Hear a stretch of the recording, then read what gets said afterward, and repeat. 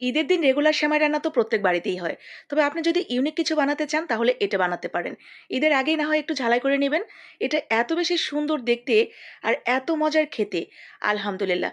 আপনার প্রিয় মানুষগুলো ঈদের দিন আরো অনেক বেশি খুশি হয়ে যাবে সেমাই দিয়ে এই ডেজার্টটা পেলে। অনেক মজার আর বানাতে তেমন কোনো ঝামেলাও নেই। চলেন কিভাবে বানিয়েছি পুরো ভিডিওটি দেখে নেই। যদি ভালো লাগে আপনার টাইমলাইনে শেয়ার করে রাখতে পারেন অথবা সেভ করে রাখতে পারেন। ঈদের দিন একটু দেখে দেখে ঝালাই করে সুন্দর করে বানিয়ে নিতে পারবেন। তো এখানে প্রথমে ৪ কাপের ১ কাপ পানি এবং ছোট বাটির ১ বাটি নিয়েছি চিনি। তার সাথে ২ টা এলাচ ছেঁচে অনবরত জাল করে ঠিক এরকম তার যখন হয়ে গেছে, মানে একদম জমাট বাঁধার মতো হয়ে গেছে, চিনিটা অনেক বেশি ঘন, ঠিক তখন দিয়ে দিবেন আপনি যতটা সেমাই নিবেন সেই অনুসারে সেমাই। সেমাইটা একটু কম বেশি হলে কোনো প্রবলেম নেই। জাস্ট এইটা চিনির যে একটা আঠালো ভাব, এটা গায়ে লেগে থাকলেই হলো। এতেই এটা জমাট বেঁধে যাবে, একদম শক্ত পাক, নরম পাক এরকমের কোনো ব্যাপার নেই। ঠিক এরকম গা মাখা যখন হয়ে যাবে তখনই নামিয়ে নিবেন। আবার চিনির পরিমাণও একটু কম বেশি হলে কোনো প্রবলেম হবে না।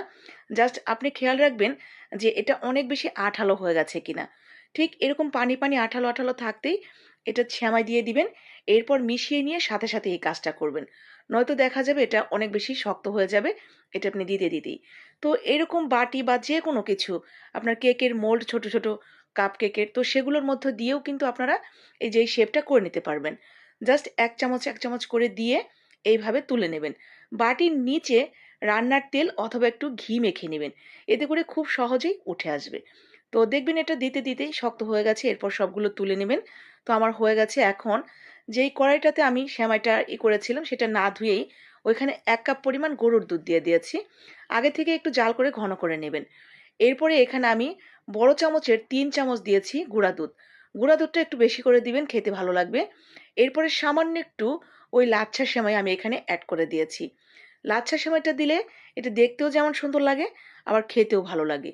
তো সামান্য একটু লাচ্ছা সেমাই দিয়ে দেখেন আমি একটা ঘন ক্রিমের মতো তৈরি করে নিয়েছি। এইখানে যদি কেউ চান আপনারা ড্রাই ফ্রুটস এড করতে পারেন। তবে আমি এখানে দিচ্ছি না। আমার কাছে এটা এভাবেই খেতে ভালো লাগে। তো এই যে দেখেন সবটা বানানো হয়ে যাওয়ার পর ওই যে আমরা প্রথমেই যে বাটিগুলো তৈরি করে রাখলাম সেই বাটির মধ্যে দিয়ে দিব। এরপর ওপর থেকে আপনি আপনার পছন্দ মতো সুন্দর করে সাজিয়ে গুজিয়ে এটা পরিবেশন করবেন।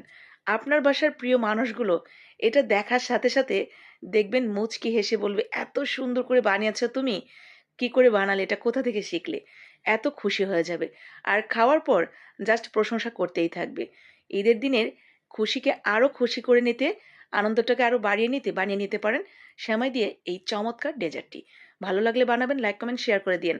যাতে ঈদের আগেই আপনার মতো বাকিরাও দেখে এটা একটু ঝালাই করে নিতে পারে। হয়তো সবাই পারে, দেখে মনে পড়ে গেল আর তারাও বানাতে পারবে।